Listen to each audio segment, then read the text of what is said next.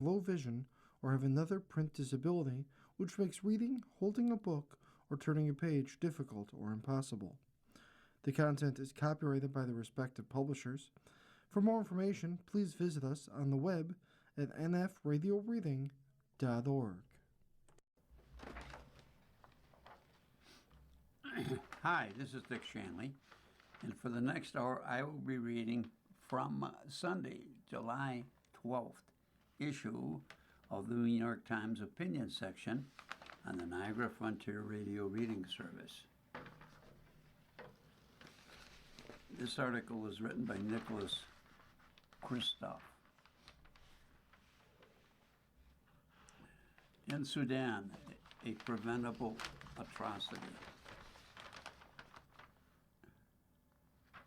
Last year, human rights experts warned for many months about a brutal militia was about to overrun a major Sudanese city, El Fasher, and massacre inhabitants. President Trump and other world leaders shrugged. The militia went ahead and overran El Fasher, slaughtering some 60,000 people in a few weeks. A quick editorial comment: it's just hard to comprehend that 60,000 people were slaughtered in a few weeks. Now the same militia is besieging another major Sudanese city, El Obeid, which was 500,000 or more people, and is also threatening population to the north in the Darfur region. Some inside El Obeid are starving yet again. Trump and many world leaders seem largely indifferent.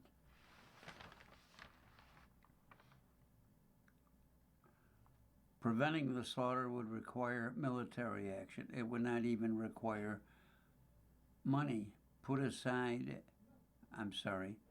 Preventing the slaughter would not require military action.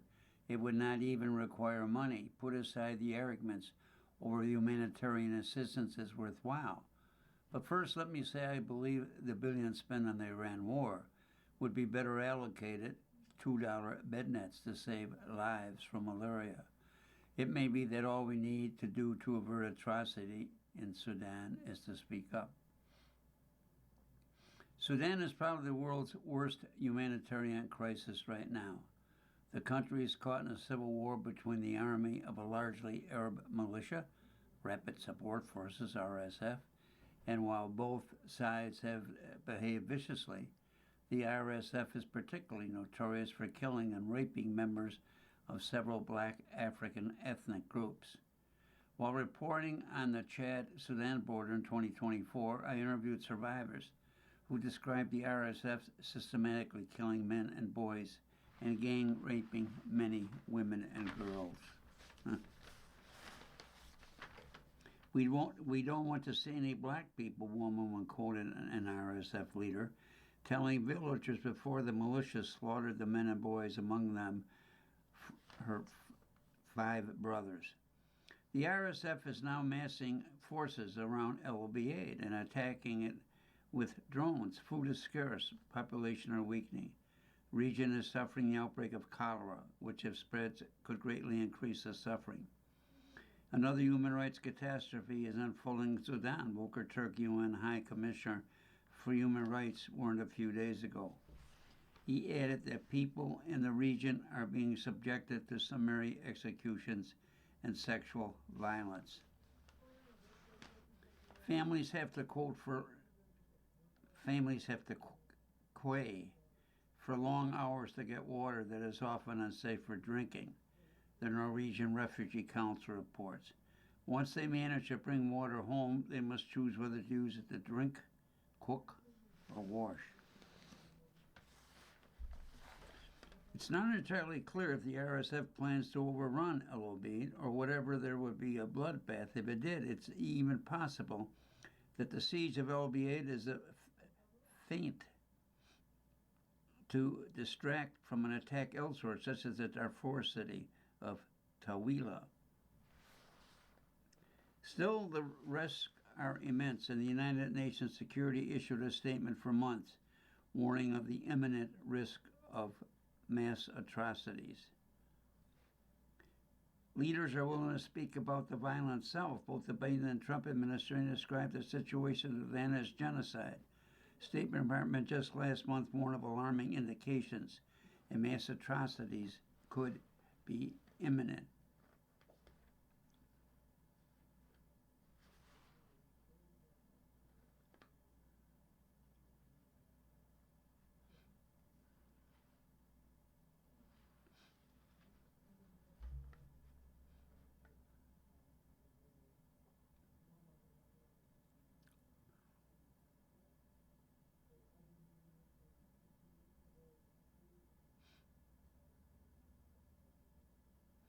But what American, European, and United States officials won't say openly is that the power behind the RSF is the United Arab Emirates.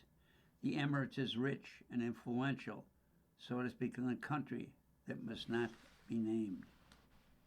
The Emirates have particular close financial ties to the Trump family. Indeed, Trump's family's income surged last year because an investment firm tied to the Emirates paid hefty sums for a stake in the family's main crypto company. Members of Congress, led by Senator Chris Van Hollen, Representative Sarah Jacobs, have sponsored legislation that essentially would limit sales of weaponry to the Emirates as long as it arms the RSF. This awful conflict could be ended if we had the political will to do so, instead of starting stupid wars with Iran, Van Hollen said. I share the belief that such a measure could end this catastrophe, but it is languishing from indifference. We should have the fortitude to speak up about human rights rages where the responsible party is Russia, China, Israel, America, or the Emirates. If you care about human rights, in only some places you don't actually care about human rights. Sudan isn't getting much attention, partly because the crisis areas are difficult to enter. I was organizing a trip to the conflict last month, but my route closed at the last minute, and I had to put the trip off. Enough information is trickling out for diplomats and aid groups to be able to ring the alarms. It's just that the world is ignoring them. This is an excellent moment to apply public pressure for the Emirates. Appears to be lobbying for the top foreign ministry official, Lana Zaki Nulbi, to be the next United Nations Secretary General. This won't end until the Emirates are pressured to stop their advanced weapons superhighway to the USF, said National Raymond. So this is part on us. Will we find the courage to speak up? Editorial comment, the answer to that is probably no. This is similar to NATO, North Atlantic Treaty Organization, where the function was to band together to spend money on armaments so Russia couldn't invade. But someone just said, just think of the money they spent on weaponry that they could spend on good items. Next article is written by Carlos Lozada. Welcome to Vance's Clash of Civilizations. J.D. Vance seems stressed, not just because he must publicly support a war that he privately opposed, or because political fortunes are tied to a president whose approval rating is circling the drain. Those conditions are bad enough for the vice president, but Vance appears most agitated because he believes America is engaged in a civilization struggle, and it is losing.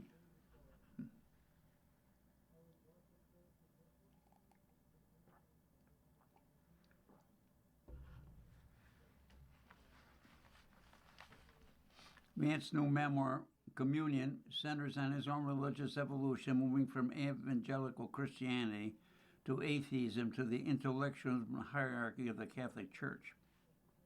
From once finding Christianity too wishy-washy, Vance now realizes he's been touched by God's grace. But deep in Communion is the story of another phase transition, one that America and the Western world are undergoing, and that Vance stridently decries. It is the move from Western Christian civilization to secular global neoliberalism, a transformation that the Vice President blames for rising racial strife, erosion in marriage, and declines in population growth. My big fear isn't death, but that we inherit a great civilization where slowly and fall in disrepair. Vance fears civilization death, he explained, the death, not of individuals, but of the civilization that give an evidence life meaning. Welcome to J.D. Vance's Clash of Civilization. The decline of Christianity has left us without a shared moral language, Vance contends. In its place, the right has worshipped the marketplace, while the left has embarked on an endless quest of self-indulgence and self-discovery. Each of us in our own weird ways is guilty of casting aside the Christian inheritance of our civilization, he writes. Vance looked upon the men who won the Second World War as civilized models. They weren't just defending ideas, not liberalism, not freedom, not even democracy. It was Western Christian civilization and the values particular to it, the concept of national rights, including freedom of speech, sense of duty to one's neighbors, an obligation of the strong to protect the weak, a belief in free will and individual conscience.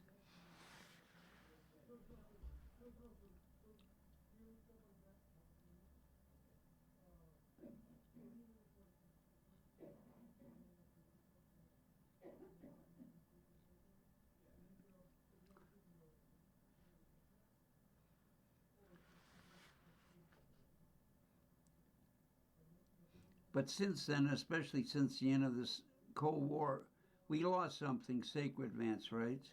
Faith retreated from North America and Europe. The West, he says, forgot what it stood for. Not to worry, the Vice President is here to remind us. I'm not demanding that you become a Christian, he writes in his epilogue, though I'd welcome it. Well, the 250th anniversary of the Declaration of Independence might have reminded us that the American creed has something to do with political equality and self-government.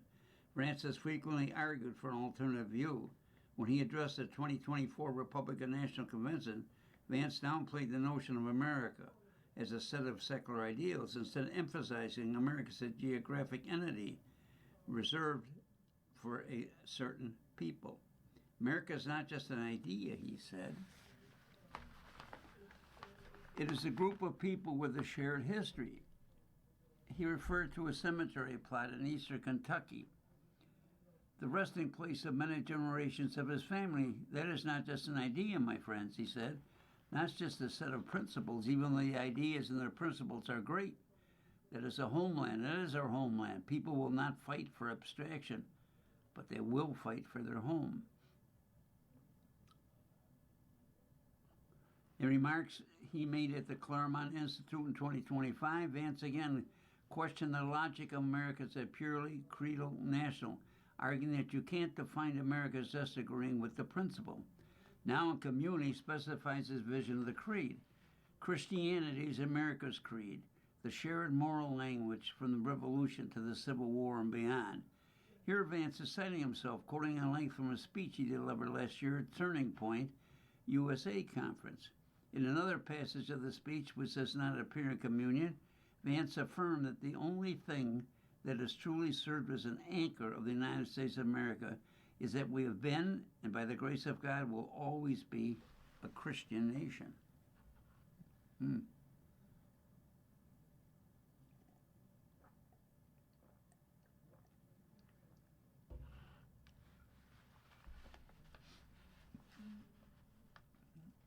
According to Vance, it is our Christian character, more than any founding document or principles or abstractions, that define America, and we must keep it that way. One of his favorite prayers, the Vice President says, urges the Archangel Michael to defend us in the battle against the weakness and snares of the devil.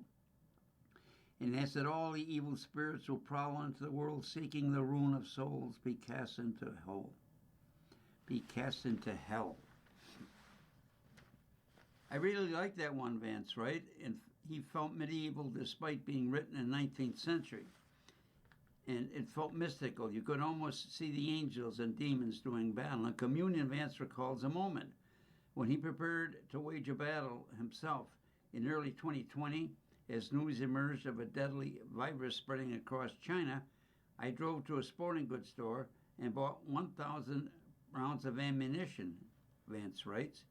Then I went to Walmart and bought enormous bags of rice and flour, 20 pounds of ground beef, and excessive amounts of ketchup. The cashier asked him if he owned a restaurant. No, but the China virus is coming, Vance replied. In Regime Change, their new book about President Trump's second term, Maggie Haberman and Jonathan Swan of the New York Times write that Vance was something of a doomer, as Vance himself joked in private, that it was always possible latching onto the most negative possibilities. He worried early and presently that divides over Israel and the Epstein files would threaten the MAGA coalition, and his fears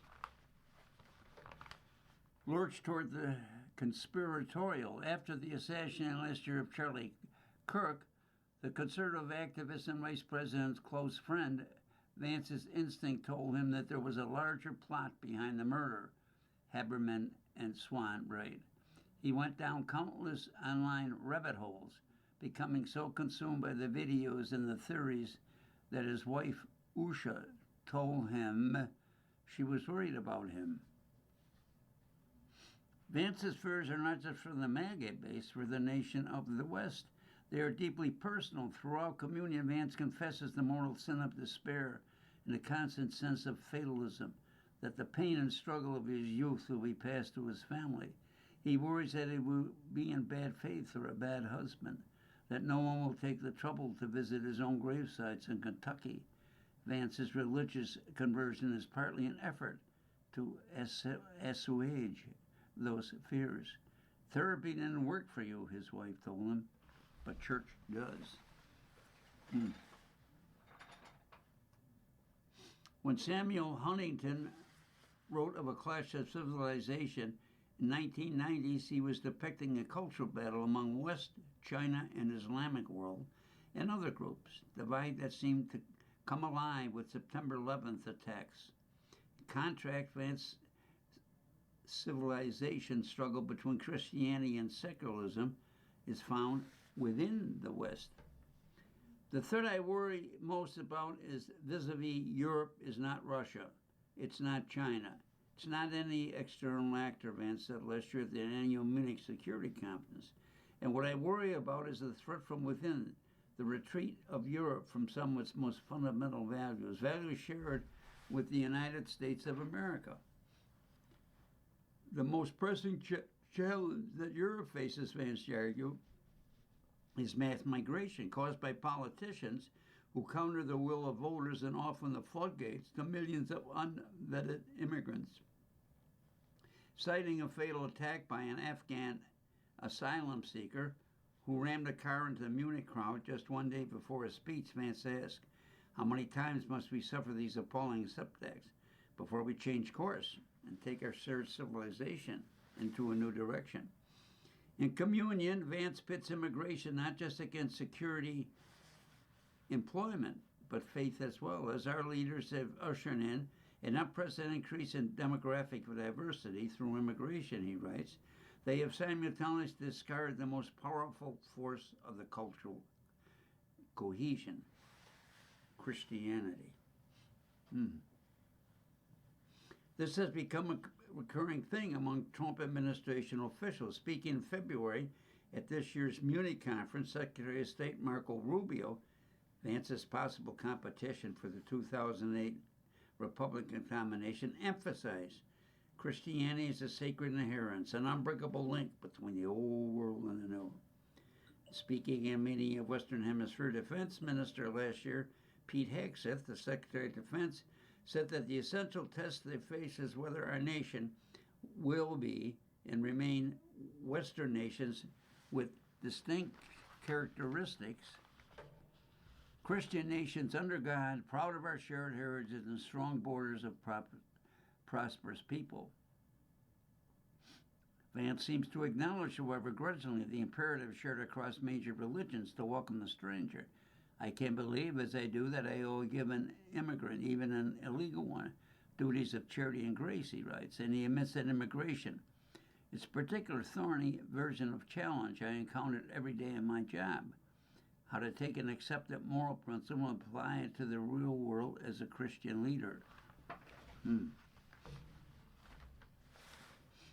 Vance neglects his duties of charity and grace when he does not acknowledge, let alone apologize, for spreading unfounded rumors in 2024 that Haitian immigrants were eating pets in Springfield, Ohio. He writes that critics say the administration is too tough on immigration, but he waves it all away. The point is not to litigate this issue, Vance writes, but to highlight that any application of moral principles, the real world requires a constant evaluation of trade-offs. It's just as the hymn says, they'll know we are Christians by our constant evaluation of trade-offs. It's not just the hymn says they know we are Christians by our constant evaluation of trade-offs. Political trade-offs are evident when Vance recounts his history lessons on American-owned civilization greatness, particularly those surrounding the Civil War. While Confederate generals fought for the wrong cause and Union generals for the right cause, the Confederates were strategically brilliant and tragic in their heroism, and really both sides helped build the nation. Whether our great-great-grandfather fought for Grant or Lee's army, we learned that their actions that day had made it possible for us to be part of the United States of America.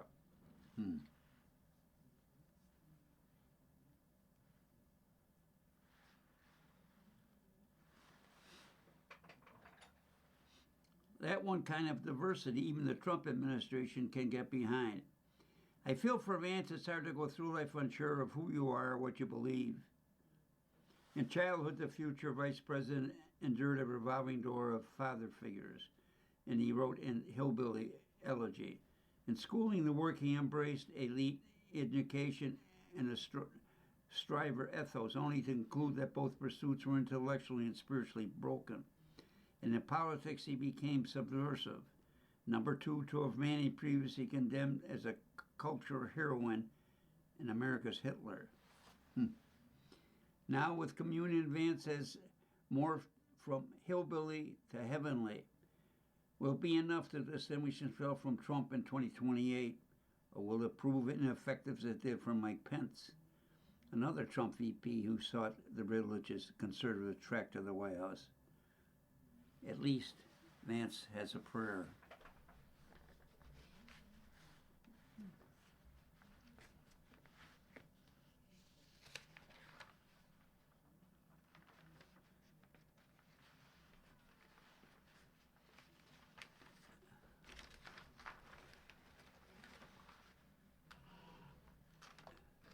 There's no Graham Plattner without Donald Trump.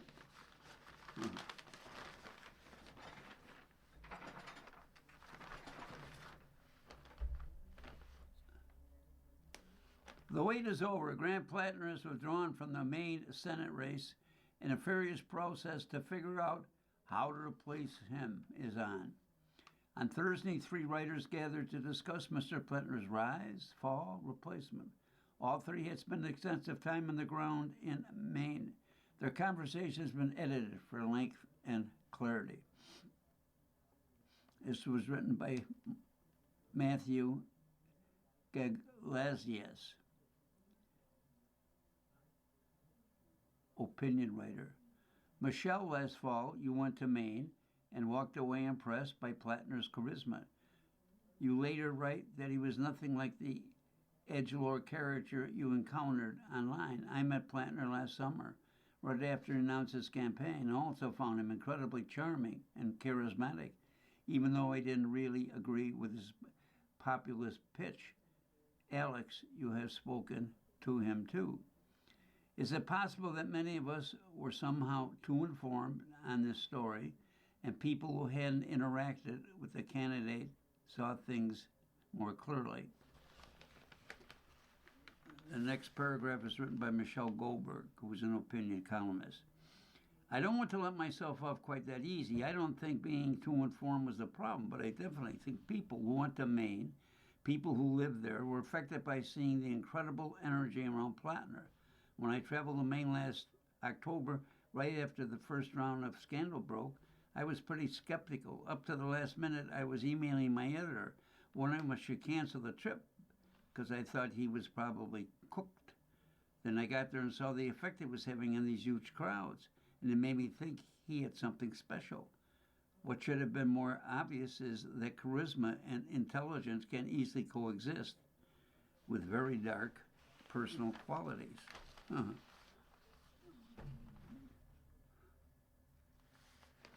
Next is written by Alex Setzwald, deputy editor of the Maine newspaper. The reality was that the enthusiasm for Plattner was real, organic, and pervasive in Maine.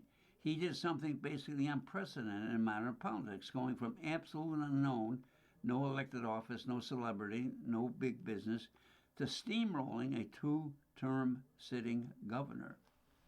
Yet he had help from savvy national political operators and unlike voices with big platforms.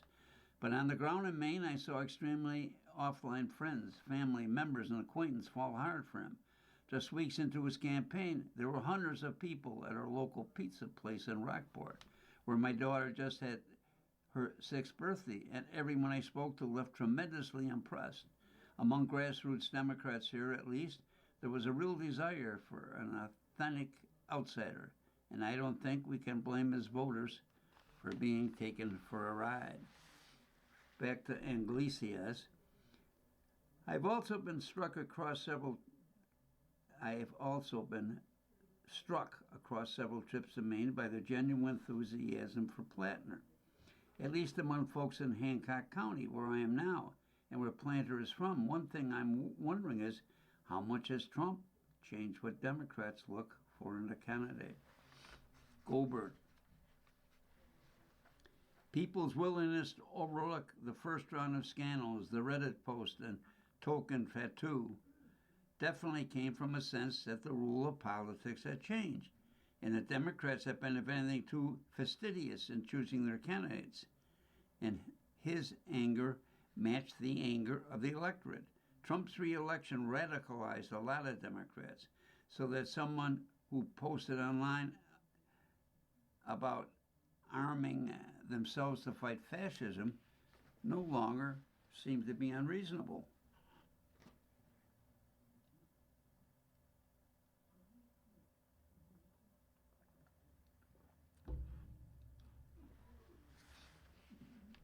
In retrospect, it seemed clear that Plattner had something of Trump's shamelessness.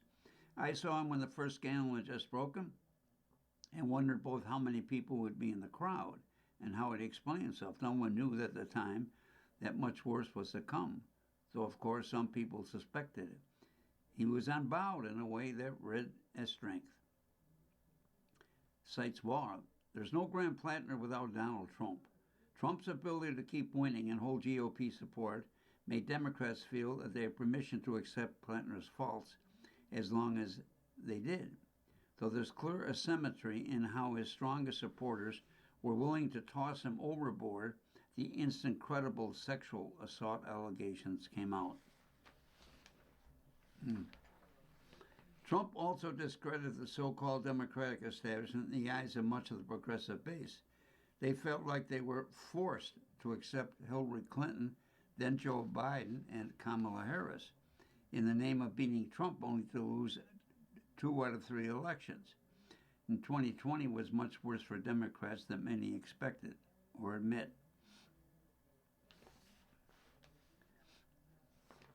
Yegselis. Any take on who will be or should be next in line for the seat? Personally, I like House Speaker Ryan Fecteau, a huge YIMBY champion, a lot, but his name doesn't seem to be in the mix. Goldberg. I am not convinced by the argument it should be Troy Jackson, the former state Senate president, because he best represents Plattner's movement. Plattner's voters have made it clear that there's a huge hunger for a populist political outsider, and that they should be taken seriously but the fact that Jackson came in third in the governor's race suggests the Plattner voters weren't aligning up behind Bernie Sanders style politics.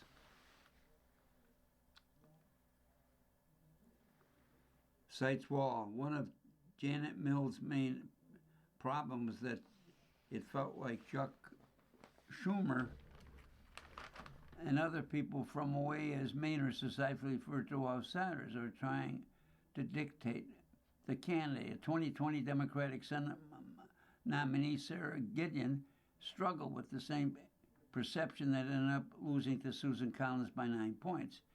We have to let Maine Democratic voters take the lead here. Iglesias. Part of the hope for the Graham Plattner was that he was going to win back working class voters for Democrats. But based on all the polling I saw pre-scandal, that dream wasn't planning out. Plattner had a good chance of beating Susan Collins, but the basic Shepherd's electoral coalition was similar to that one of Kamala Harris, used to beat Donald Trump in the state.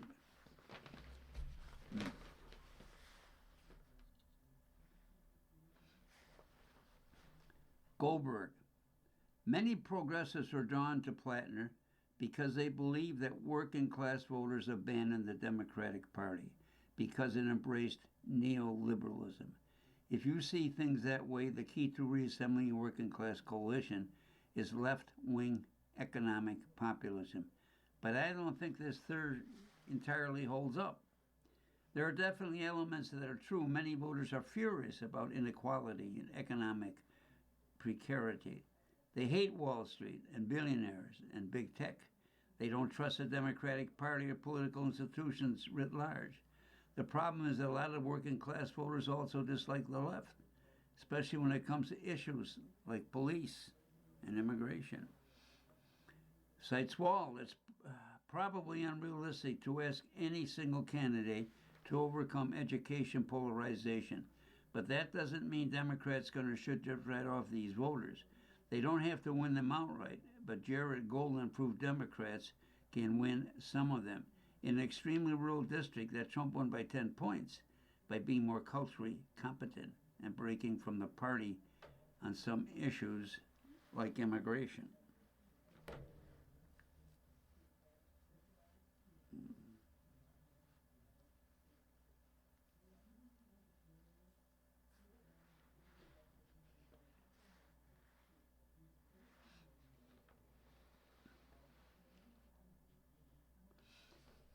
Iglesias. Last one before we go. This is clearly a plenty of blame to go around situation, but beyond Plattner himself, who's clearly responsible for his action, how do we allocate blame for this mess between Chuck Schumer and Bernie Sanders? Goldberg. Por ca no los dos. Both sides screwed up. I put a lot of blame on the consultants who didn't bother to properly vet Plattner and who apparently didn't think it was worth doing a deeper dive when they found out issues, but not all of this. But Maine voters really didn't want to vote for Janet Mills, and Chuck Schumer made a big mistake by trying to clear the field for her. Tight Cites Wall. I suspect many mainstream Democrats will blame the insurgents left and call it a day. But if they do, they'll likely find themselves in a similar scenario soon. Chuck Schumer et al. Created the opening for Graham Plattner by clearing the field of better qualified candidates. The insurgent left wants to stand on principle, but they owe it to their supporters to make sure their candidates can actually live up to those principles. Insurgents are going to insurgent, and the rest of the party needs a better plan to deal with it beyond dismissal and umbrage. Everyone in political seems to be waiting for one climatic battle that will finally discredit their enemies forever, but it never comes and never will, since almost every action in politics today is an equal and opposite reaction.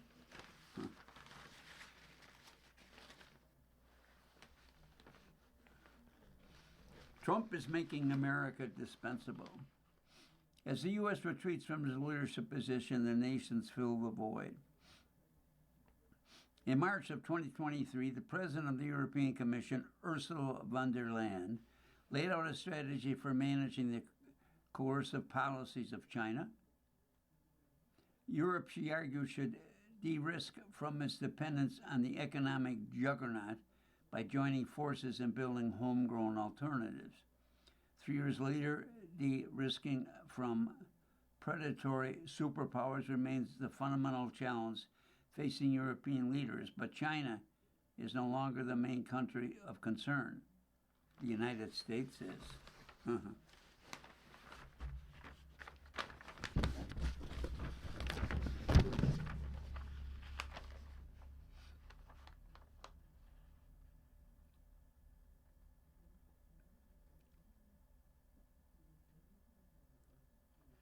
As they publicly seek to modify a victim American president, policymakers across Europe are quietly working to reduce their decades-long dependence on the U.S. by increasing their own defense, energy, technology interests, and diversifying their relationships with other nations. That dynamic was on display last week at the NATO summit in Ankara, where President Trump renewed his threats against the U.S. allies, Denmark and Spain. It's not just Europe backing away from the U.S. Leaders of America's partners in Asia and the Middle East are quietly doing the same. The second Trump administration, ostentatious corruption, trade conflicts, military adventurism, and mercurial artificial intelligence regulation have produced a new moment in international affairs, a nearly global grand strategy of countries distancing themselves from the world's most powerful nation.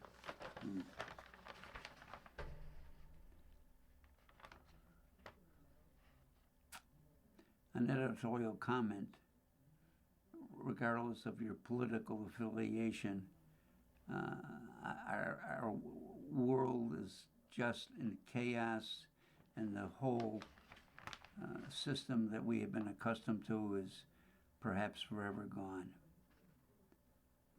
For the United States, which has called itself the indispensable nation for decades, represents a sea change. Countries have long sought protection of America's mighty military and access to its markets and technology. That, in turn, has benefited our economy and national security. Now, amid intense competition from China, the erosion of key partnerships is undermining our military edge and world-leading technologies and limiting our ability to respond to China's industrial advantage.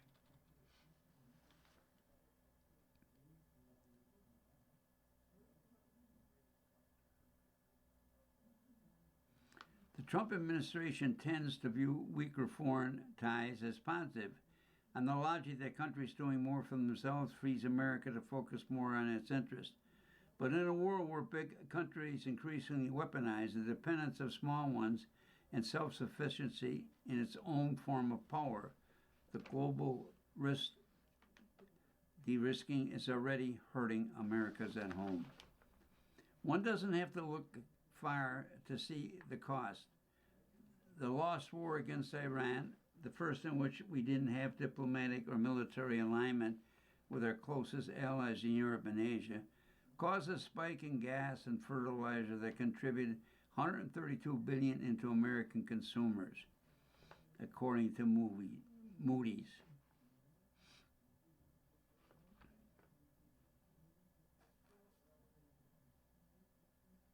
Even as Europe increased its military spending by 14%, its military purchases from America actually fell by almost half. Mr. Trump's immigration policy are also driving countries away. 4 million fewer visitors came to the U.S. in 2025, an estimated cost of more than $8 billion.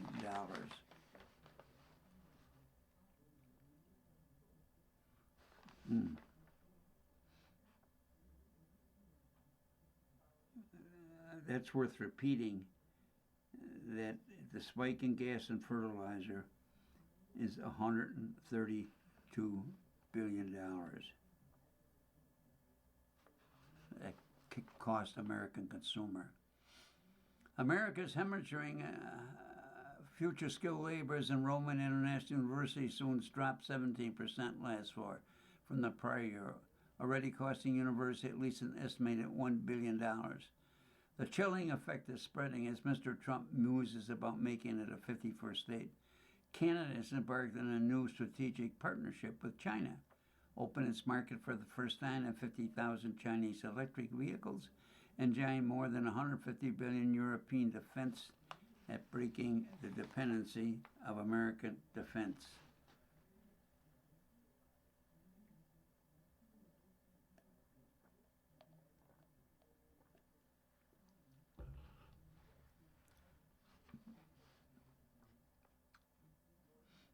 In East Asia, where Mr. Trump has paused the sale of arms to Taiwan, in deference to President Xi of China, Taipei and allied capitals are recalibrating their relationship. Japan is overhauling its concept of national defense to develop greater offensive strike capabilities.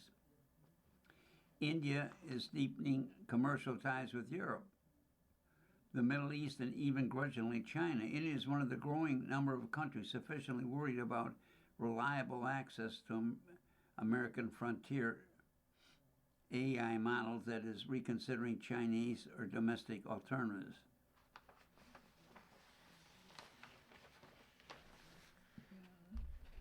People here say we need to look ahead at China or maybe even build our own, a senior Indian official told us. But nowhere is the push to de-risk from the United States more costly on both sides. The disadvantagedly timed, even on the continent that coined the phrase. Once unthinkable conversations are underway in European capitals. European officials tell us that they're quietly developing plans for responding in the event of a full-blown trade war with America that would include checking off our technology companies access to the continent's vast market or limiting key inputs like semiconductor manufacturing equipment.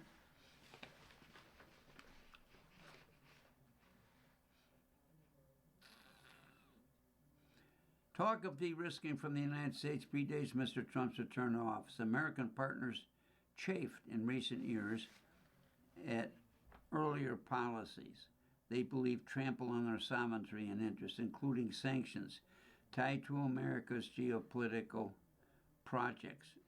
Parts in 2022 Inflation Reduction Act that gave a government-funded leg up in U.S. business and other measures that restricted the export of advanced semiconductors. And some de-risking can have benefits for the United States. Expanded European defense could eventually free up American resources. Iran's recent victory is triggering a healthy debate in Washington and in the Middle East about reducing U.S. footprints in the region.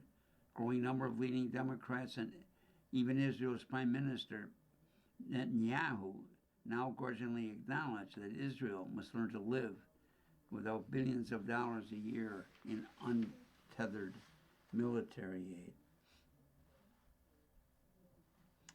But the division Mr. Trump is causing are different. In 2021, example, Australia agreed to invest billions in the U.S. submarine industry and the promise that new boats would appear near Perth sometime in the mid-30s. Fewer countries are willing to make such long-term bets on America anymore. Many are planning their relations with the U.S. in 4-year increments. For the United States, that presents a real challenge for managing threats that may run decades into the future. Some costs of the world de-risking from America are already hitting home. Others won't be evident overnight. Allies were right not to join Mr. Trump's unnecessary Iran fiasco, but our ability to deter future conflicts is weakened by our greater isolation.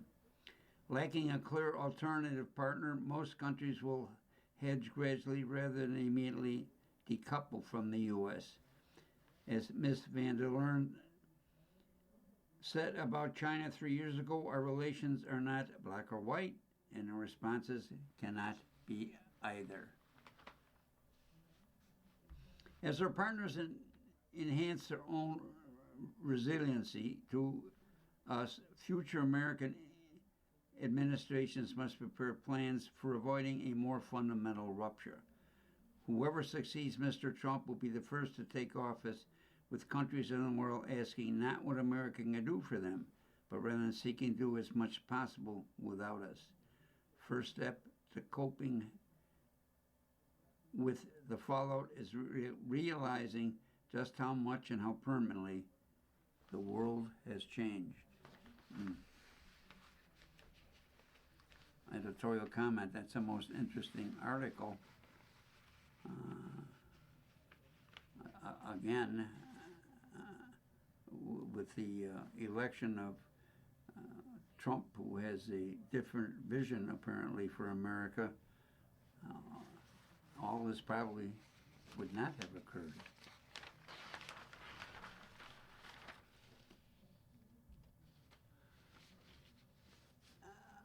You don't have to sit back and let the ticks win. And then there's a map that shows different kind of ticks. One was an American dog tick, one is a Gulf tick, one is a Lone Star State tick.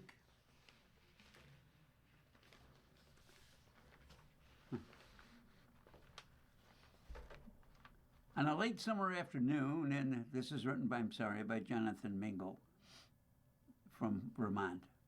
On a late summer afternoon in 2024, an airline pilot and father of three named Brian Walzer ate a hamburger at a barbecue in suburban New Jersey, and 4 hours later, he fell violently ill. By nightfall, he was dead. His family was left stunned and confused. What was the cause? Acting on a hunch, a physician friend contacted Dr. Thomas Platts Mills, an allergist at the University of Virginia School of Medicine, and an expert on alpha-gal syndrome, a tick bite-induced allergy to red meat. When Dr. Platt studied the sample of Mr. Wolf's blood from the autopsy, he saw something familiar: high levels of antibodies specific to alpha-gal, a sugar molecule found most commonly in the saliva of the Lone Star tick.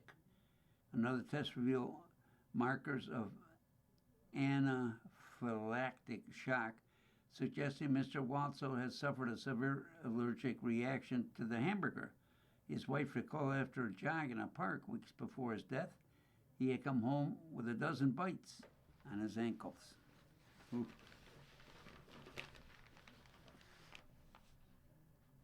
Mr. Walzer became the first death attributed to alpha-gal syndrome from consuming meat ever documented in a medical journal. His death signaled a shift. Our easy relationship with ticks has escalated. It was not enough to worry about Lyme disease. Now we can contract a severe allergy that could cause death from foods that many of us have been eating safely all our lives. The alarming surge in causes of severe tick-borne underscores how quickly the risk of infection are changing. Several species of ticks, the Lone Star tick, the Gulf Coast tick, the infamous back-legged tick, also known as the deer tick, which spreads Lyme disease, were once regarded as mere nuisances conflicted to relatively small regions of the U.S. But warming temperatures and changes to landscapes have combined to help them emerge their range and bring a host of pathogens with them. Some are manageable, others cause illness, that are severe and untreatable.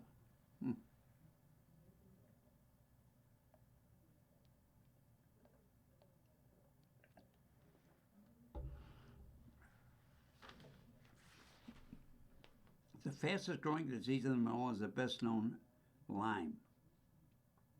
Cases have been more than double over the past 3 decades, and each year nearly 500 million people are treated for the disease. As a backlog tick rapidly spreads north, number is sure to continue rising. While a promising Lyme vaccine is in development, it won't stop the black-legged tick from potentially giving us other diseases such as flu-like anaplasmosis, or the rare but sometimes fatal Poisson virus, which can cause inflammation of the brain. The rates of BAB is slow as a red blood cell, destroying that can lead to organ failures left untreated. One reason is called the Bacillus, the malaria of the developed New England.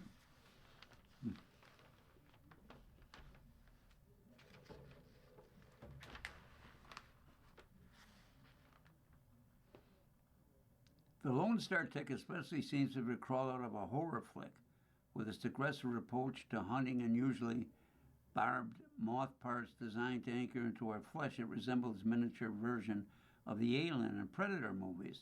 Unlike most other ticks, which take a let's see what comes along approach, the Lone Star will pursue you for several yards. It's fast, able to crawl up a leg in seconds, and it's one of the relatively few tick species whose larvae bite humans. Step on a cluster of Lone Star babies and you'll soon find yourself a poppy seed-sized vampire coating your ankle. They can even push through your socks. The eastern halves of the United States and Canada experience a sea change in the public health they posted by ticks. Humans are in retreat from the bloodthirsty enemy. We have preemptively surrendered billions of tiny creatures, hunting our own backyards, choosing regulation over resistance. There's a clear winner in the opening contest between humans and ticks. Lars Eisen, a veteran disease control and prevention division, and it's not us. They should change now. We don't have to let the ticks win. When I moved to Vermont's Green Mountains 14 years ago, my neighbors weren't very worried about ticks. Our winters were too cold, they told me. Vermont had 2 seasons, winter and the 4th of July, as one old saw it. So Vermonters can be forgiven for welcoming the occasional early thaw. But warmer winters have also allowed tick eggs to hatch earlier in the spring and lengthen the window during which ticks are active and hunting for a host. That has allowed the black-legged ticks and American dog tick to become well established in the woods and fields around my home. The Lone Star tick has been spotted in Vermont as well, although it hasn't established breeding populations here yet. The black-legged and Lone Star ticks have been in North America at least since the ice sheets retreated 20,000 years ago. The 1st century Roman historian Pliny, an elder, described ticks as the foulest and nastiest creatures that be. Maybe another subconscious reason we hate ticks so much as they take us down a peg. They remind us that we too are prey, just another blood meat. Here in northern New England, the mere presence of ticks has compelled many of my neighbors to alter their daily routines. Lyme disease, for its part, has transformed mundane domestic objects like lawns, playgrounds, and stone walls into frightening and difficult to decipher menaces. The anthropologist Abigail Loon has written, "A certain amount of anxiety is justified. In the course of writing the essay, I found a black-legged tick attached to my hip a day after my wife removed one from our daughter's temple. While reading a journal article with the efficiency, I found an American dog tick crawling up my leg."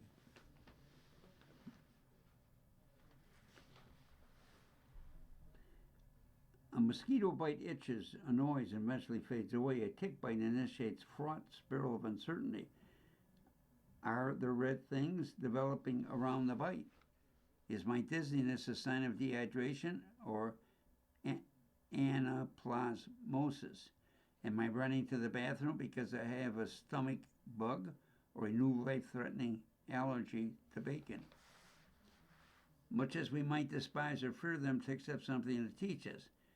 The abundant signals of broken equilibrium and ecological rupture. Though our land use choices, our settlement patterns, our heating of the planet, we have pushed ecosystems from our backyard to almost the entire eastern half of the United States, way out of balance, and now it's literally come back to bite us.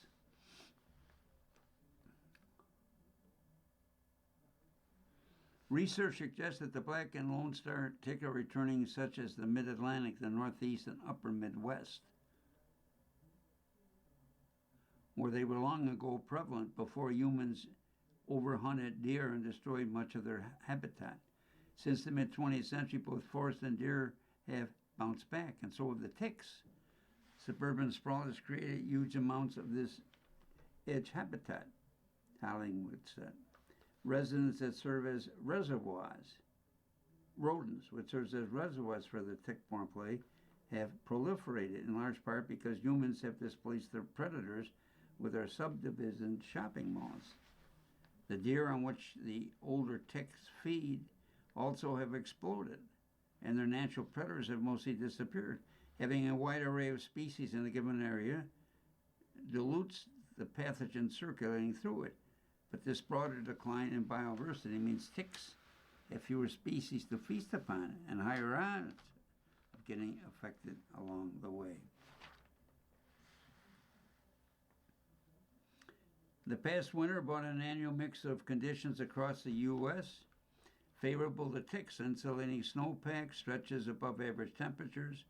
A friend, Dr. Brian Bates, told me that as much as 40% of patients' daily calls this spring to our local clinic in Bristol have been about tick bites. Another friend, Dr. Nesbitt, an emergency physician in Vermont, described a recent surge in the number of tick cases he has treated astronomical. Emergency rooms nationwide have been reporting unusual high number of tick encounters. Visits for tick bites in April were double.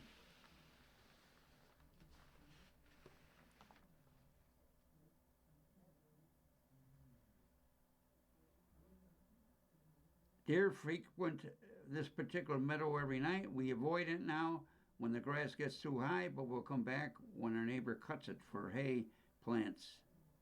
And maybe when my children reach my age, if the country begins to take the threat they pose seriously, ticks won't be very first and very last thought that cross a children's mind when they venture out on an early day.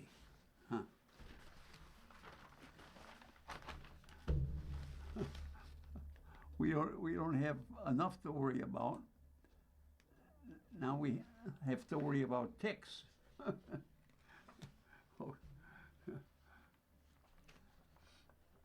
You have been listening to a reading of articles and features from Sunday, July 12th